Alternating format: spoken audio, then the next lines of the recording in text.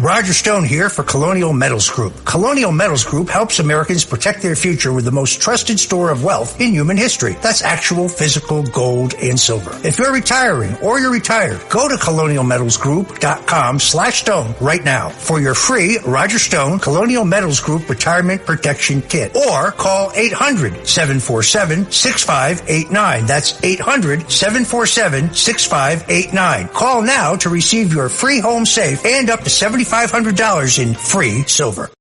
It's a common sense recap of the big stories. It's Katz and Cosby on 77 WABC. One of the smartest, sharpest financial guys I know, and he just wrote a great book. And I'm distributing it to all the college professors. Go woke, go broke. Charlie, we have so much... Required reading, huh, John? Yes, required reading by all business schools, too. Tell us, what the heck, did you see the Bloomberg story that just broke a few minutes ago? Yeah, I don't know if I put much credence in it. Bloomberg is pretty reliable. China's $100 billion short against the dollar in riches. Well, it's interesting, okay? I spent the afternoon covering Donald Trump's speech. I was there with you. Yeah, you were there. Okay, so he did mention this whole notion of how I thought it was a great speech, by the way, and I thought it was detailed. It was more detailed on Kamala Harris, what Kamala Harris wants to do than what Kamala Harris is articulating. And, but he mentioned something really interesting that, we're getting into all these wars with people. We're using economic sanctions like willy-nilly. And it has this impact of weakening the dollar, right? Because what's happening is Russia and China and Iran and all these places we're sanctioning, particularly Russia and China, are sort of using currencies outside ours to transact business. That's what Russia's doing by having these sanctions. And it's weakening the dollar's sort of position as the sort of reserve currency. And he makes a good point that, where the economics meet with global unrest, because we have all this global unrest, because we have such a weak leadership in Washington, it's actually now affecting our economic standing, because if we lose the dollar as the reserve currency, we are really screwed, right? Then, we're going to have to start printing money like there's no tomorrow, and it's going to lead to massive inflation, and people aren't going to buy our debt as much. It's going to be a one bad thing. So I would say that, this is where it all kind of comes together, is China would love to replace the U.S. dollar. They would love to use their economic might to do so. We have an administration currently in place and looking for round two that, to be honest with you, isn't taking these threats seriously. They're more worried about transgender care for kids than they are about these sort of very big existential issues for the country. It's scary that they want 4 more years. Charlie Gasparino, what did you think were the big highlights? I wasn't there at the speech, but I was watching it, and I thought Trump was really impressive. Masterful on so many things. And I thought his point about the charging stations, how much money's been spent on these ridiculous charging stations. Only 3 work. She built 8, but only 3 work. Right. Spent gazillion dollars. That was funny. He had some great lines. He had that one line about how the migrant crisis, how it's really destroying big cities, including New York. And this is the Economic Club of New York. So it spoke to a lot of people there, because we all work in Midtown and we see what the migrant crisis is doing with the crime and the just some of the stuff that's going on our streets. And he said, Venezuela, the crime rate is gone down dramatically because they released all their prisoners. They sent them here as migrants. We're putting them up in the Roosevelt Hotel.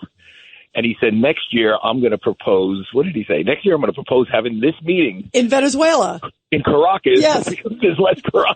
It's a safer city. It's a safer city. I almost fell off my chair. It was a great line. Here's the thing.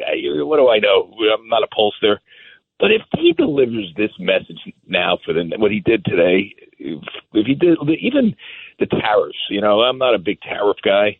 I don't know if you are, John, but he explained it in a way that I could see where it's palatable, and it sounds like a negotiating ploy what he's going to do. And think about this, and everybody thinks Obama's the smartest guy in the world.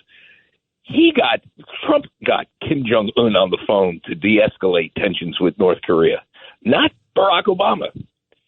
And, that tells you something.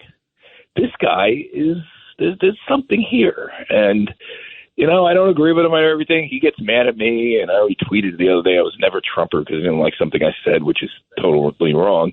And by the way, that speaks to a sort of blind side of his, not a dark side, but a blind side. He shouldn't be caring what some schmuck like me thinks. It says on Fox News. We do. We care. We dissent from that.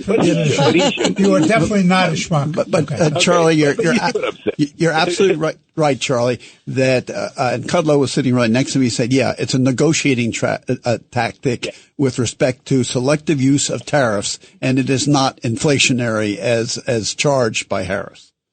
Yeah, and by the way, it's really fascinating. And, I like Mark Cuban. I get into battles with him all the time about this. He's like going nuts on Harris, how we got to cut her a break. She's only been a nominee for a little time. She